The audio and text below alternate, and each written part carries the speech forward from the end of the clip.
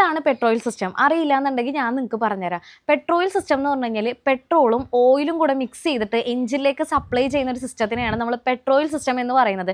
ഈ ഒരു സിസ്റ്റത്തിനെ പറ്റിയിട്ട് നിങ്ങൾ ഓൾറെഡി കേട്ടിട്ടുണ്ടാകുമായിരിക്കും. നമ്മളുടെ പഴയ 2 സ്ട്രോക്ക് വാഹനങ്ങളിലൊക്കെ യൂസ് ചെയ്യുന്ന ഒരു സിസ്റ്റമാണ്.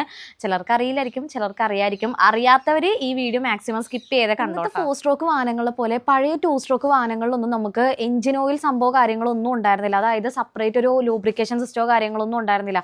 അതുകൊണ്ടിട്ടാണ് നമ്മൾ പെട്രോളിൻ്റെ കൂടെ നമ്മൾ 2% മുതൽ 3% വരെ ഓയിൽ മിക്സ് ചെയ്തിട്ട് നമ്മൾ യൂസ് ചെയ്തുകൊണ്ട് ഇതിൻ്റെ വർക്കിംഗ് എന്നുള്ളത് ഞാൻ നിങ്ങൾക്ക് പറഞ്ഞുതരാം. ഈ ഫ്യൂലും അതുപോലെ തന്നെ ഓയിലും കൂടെയുള്ള മിക്സ്ചർ നമ്മുടെ കാർബറേറ്റർ വഴി എഞ്ചിൻ സിലിണ്ടറിലേക്ക് എത്തും.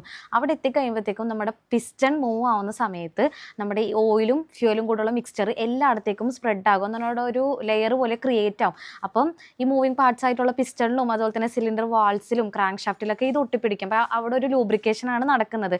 അത് കഴിഞ്ഞിട്ട് കമ്പഷനൊക്കെ നടക്കുന്ന സമയത്ത് ഈ പെട്രോളും ഓയിലും കൂടെ കത്തിയിട്ട് ബേൺ ആയിട്ട് പുറത്തേക്ക് പോവാണ് ചെയ്യുന്നത്.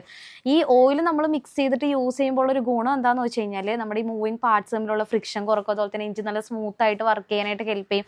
അത് മാത്രമല്ല അവിടെ ഓവർ ഹീറ്റിംഗ് ഒക്കെ കുറക്കാനായിട്ട് ഹെൽപ്പ് ചെയ്യും. ഇനിയിപ്പോൾ നമ്മൾ ഓയിൽ യൂസ് ചെയ്തില്ല എന്നുണ്ടെങ്കിൽ നമ്മുടെ എഞ്ചിൻ സീസായി പോകും, എന്നുണ്ടെങ്കിൽ എഞ്ചിൻ ലോക്കായി പോകും, പിസ്റ്റന് ഡാമേജ് പറ്റാം, ചിലപ്പോൾ കംപ്ലീറ്റ് ആയിട്ട് എഞ്ചിൻ തന്നെ ഡാമേജ് ആയി എന്ന് വരാം. അപ്പോൾ 2 സ്ട്രോക്ക് വാഹനങ്ങളൊക്കെ യൂസ് ചെയ്യുന്നവർ എപ്പോഴും ഈ കാര്യങ്ങളൊക്കെ ശ്രദ്ധിക്കുക. അപ്പോൾ നിങ്ങൾക്ക് വീഡിയോ ഇഷ്ടപ്പെട്ട് കഴിഞ്ഞാൽ ഫോളോ ചെയ്യാൻ മറക്കണ്ട. അതുപോലെ തന്നെ അറിയില്ലാത്തവർക്ക് ഇത് ഷെയർ ചെയ്ത് കൊടുക്കുക.